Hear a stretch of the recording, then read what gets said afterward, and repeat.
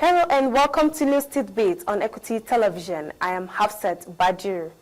Nasarawa State Governor Engineer Abdullahi Sule has launched the Nasarawa State Digital Social Register, a platform designed to ensure fair, transparent, and inclusive access to government support for indigent citizens. The initiative aims to bridge the gap between the government and vulnerable populations, promoting social welfare and economic empowerment.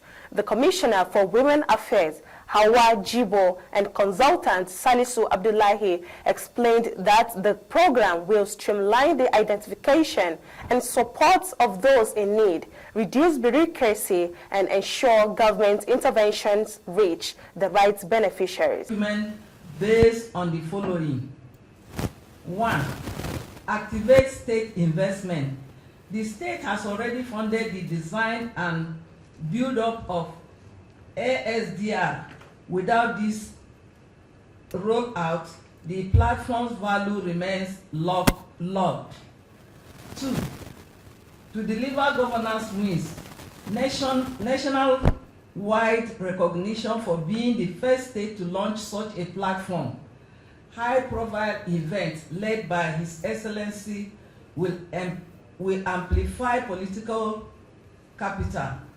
So we have developed this social register since within 1 year, but we have one issue that we could not get access to NIMC database to verify whoever he said he is. We want to make sure.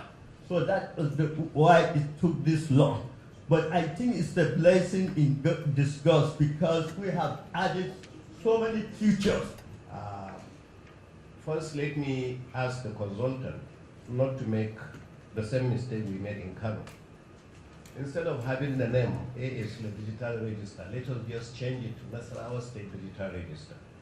The reason why we need to do this is because of change of governance. I don't want this one also to be pulled down, similar to what you had in Kano.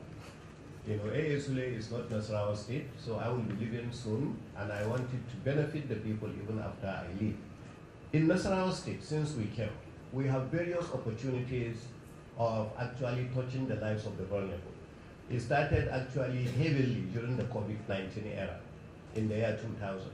So how are you getting the people that should be helped?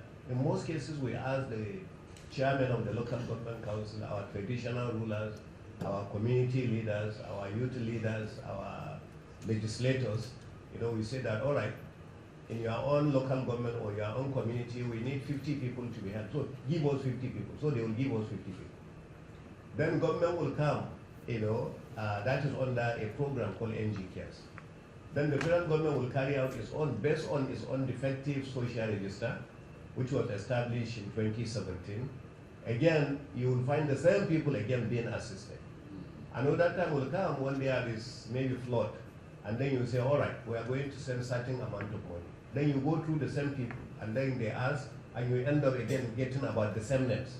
So that is the reason why we say, in order for us to have the authentic register on the vulnerable, so that we'll know who we are helping, it must be digital. You know, and that is the whole idea about getting consultants who are experts in ICT, you know, to come in and establish our digital register so that individuals can go in and register based on their income and their data and their this, then you can get the right information about such people. Governor Abdullahi Sule has also declared open the All Progressive Congress North Central Governors and Stakeholders Public Hearing in Lafia. The forum is part of the ongoing process to review and amend the party's constitution, allowing stakeholders to submit memoranda and contribute to the discussions. APC State Chairman Aliyu Bello and National Deputy Secretary Abdulkarim Kana underscored the importance of exercise in strengthening the party's structure. I want to tell you without mincing words that the party in Nasarawa State is intact.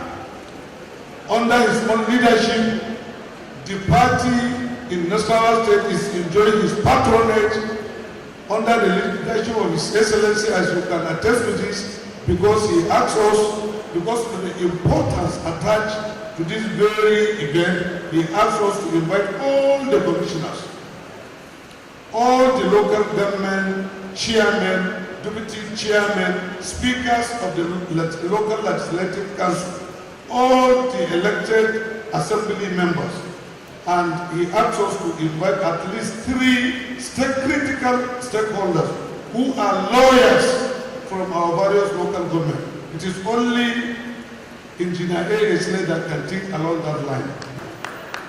The APC is happy with Nasarawa State. The APC is proud of you. I'm here to speak on behalf of His Excellency, Professor Yelwata, the National Chairman of the party, who extends his regards to His Excellency the Governor.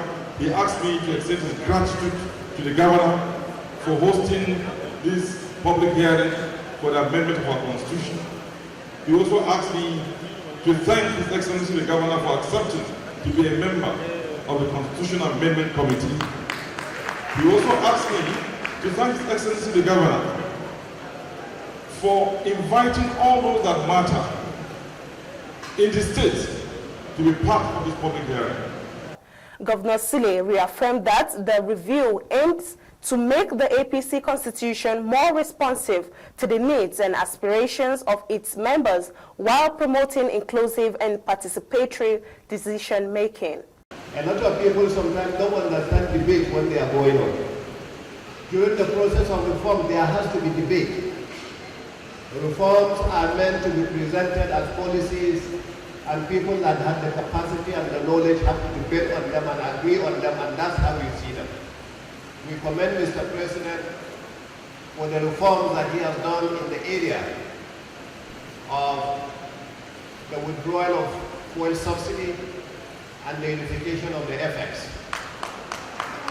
Those 2 major reforms have actually produced what we are seeing today in form of revenues, improved revenues that are going to the federal government, to the state government, and to the local government chairman.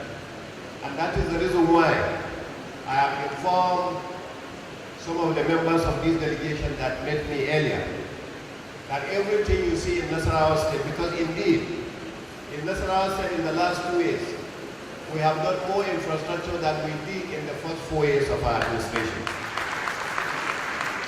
And all these infrastructure that you see in life here are being duplicated also in the other zones. But more importantly, we are doing a lot, when it comes to the areas of alleviating poverty, improving investment, attracting mining activities and processing companies that we are seeing.